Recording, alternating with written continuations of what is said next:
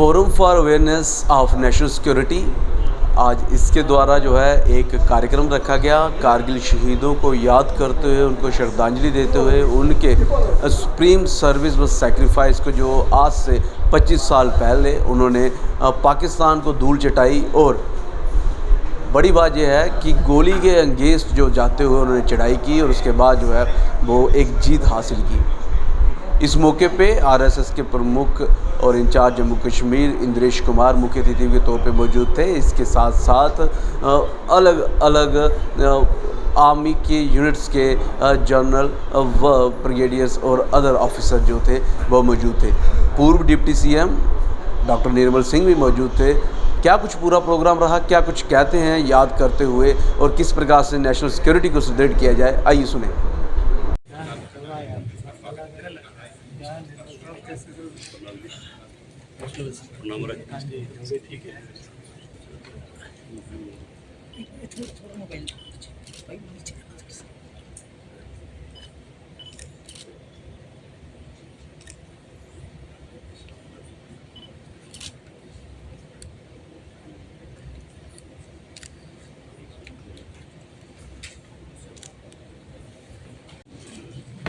भाई फोटो नहीं आया तो आप साइड में आके एक मिनट।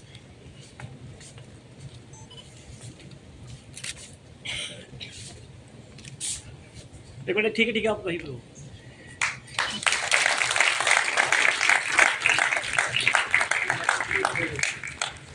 भारत माता की जय। सिपाही देवेंद्र शर्मा जी के बलिदान को श्रीमती निर्मला देवी जी, धर्मपत्नी नायक देवराज शर्मा जी और उनके सुपुत्र अमित शर्मा जी।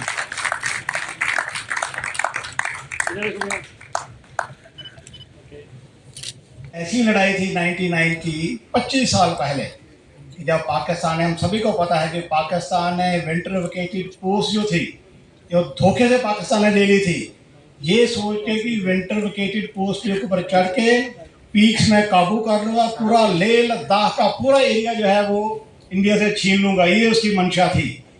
परंतु हमारे जो जवानों ने, आर्मी ने, एयरफोर्स, नेवी जो तब वहाँ पर काम किया, ये सारी दुनिया देखती रह गई।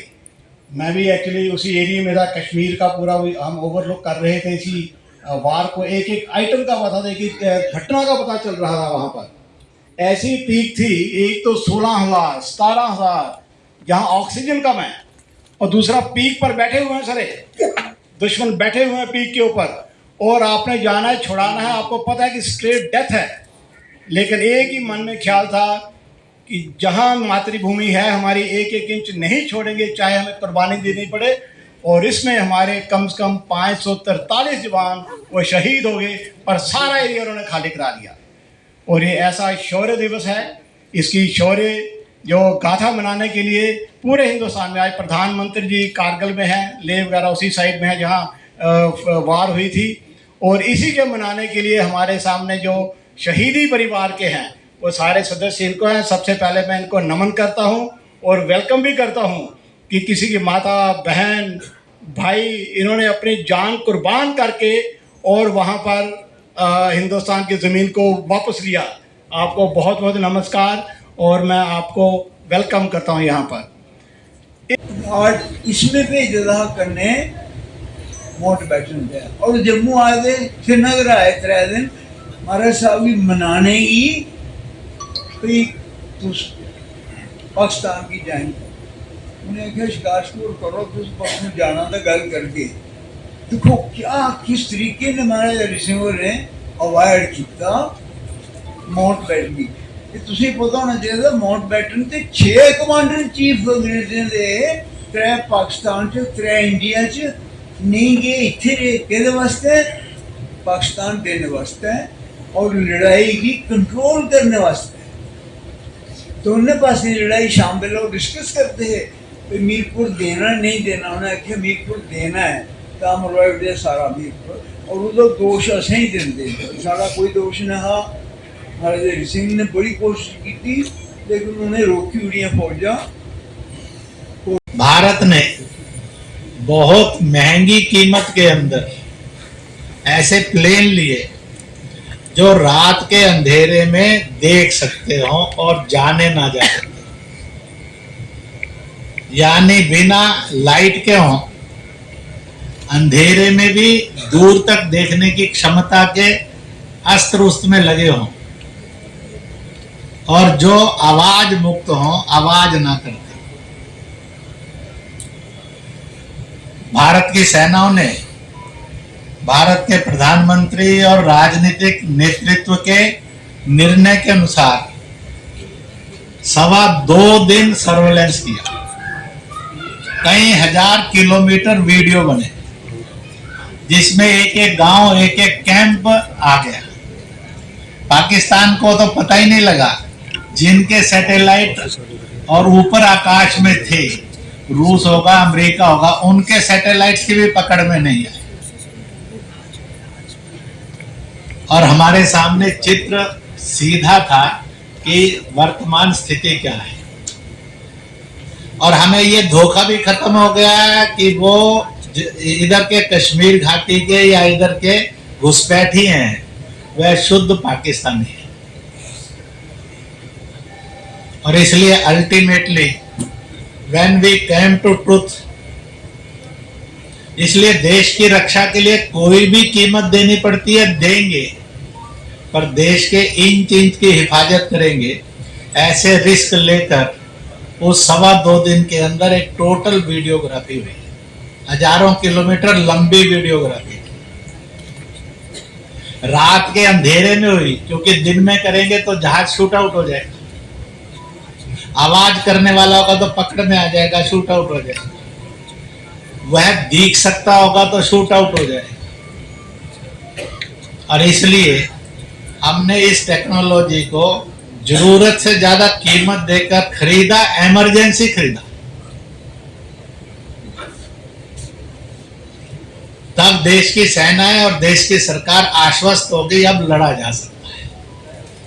कहां लड़ना है ये तय है, और अल्टीमेटली हमने 24-25 मई को निर्णय किया और 26 को निर्णय घोषित हुआ, लागू उससे होना पहले शुरू हो गया, ताकि कुछ एडवांस कर जाए। और इसलिए उस ऑपरेशन का नाम विजय रखकर वही विजय दिवस के रूप में सेलिब्रेट करने के लिए 26 जुलाई भी आई।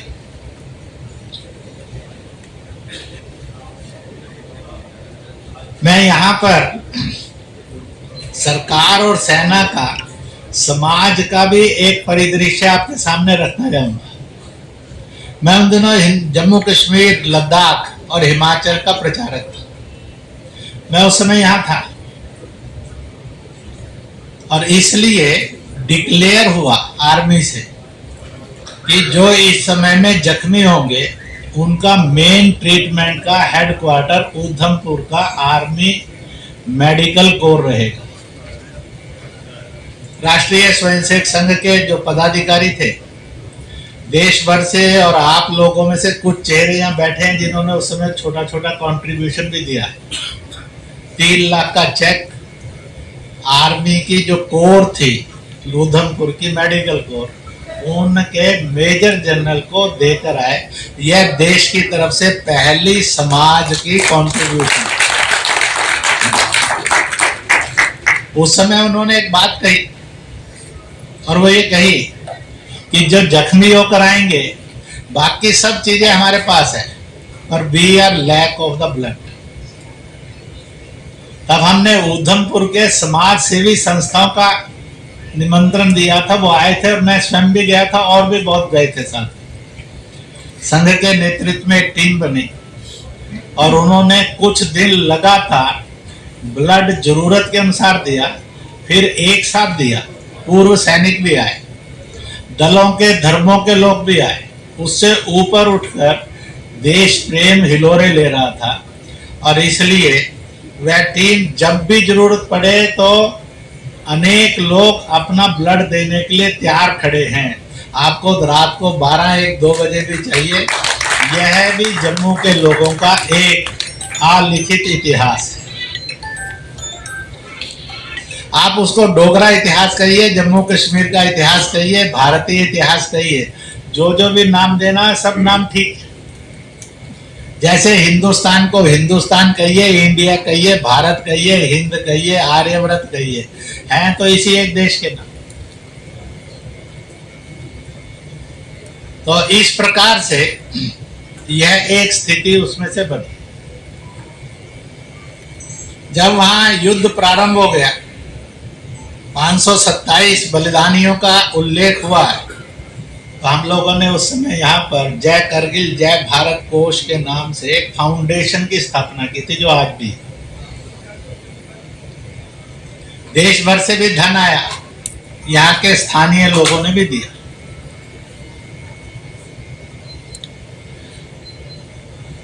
उस समय के भारत सरकार के और सेना के 2 निर्णयों को और याद करेंगे। एक, पहली बार स्वर्गीय अटल जी के नेतृत्व में यह निर्णय हुआ और सारे जनरल्स ने मिलकर लिया, आर्मी, एयरफोर्स, नेवी आदि आदि और सुरक्षा मंत्री वगैरह, रक्षा मंत्री, कि जो भी शहीद होगा उसका वहीं संस्कार नहीं होगा, एक्सेप्शनली किसी शहीद को घर या गांव भेजेंगे, ये भी नहीं होगा। तो बहरहाल आपने देखा सिल्वर जुबली भी जो है इस वर्ष मनाई जा रही है, और इसके साथ साथ नेशनल सिक्योरिटी को मजबूत करने के लिए आह्वान किया जा रहा है कि जहां इंडियन आर्मी और आर्म फोर्सेस हमेशा तत्पर व तैयार हैं, वहीं पॉलिटिक्स और इसके साथ साथ जो है आम जनता अगर सामने आए तो जो है वो नेशनल सिक्योरिटी ज़्यादा मजबूत रहेगी। भावपूर्ण श्रद्धांजलि जो है वो आज दी गई, जिस सारा कार्यक्रम जो है जम्मू में रखा गया। इस सारे डेवलपमेंट को आप कैसे देखते हैं, अपनी वैल्यूबल राय जरूर रखिएगा और कमेंट सेक्शन में जय जरूर लिखिएगा। देखते रहिए ग्रेट जम्मू। कैमरा पर्सन अजीज आडू के साथ मैं पंकज, जय हिंद।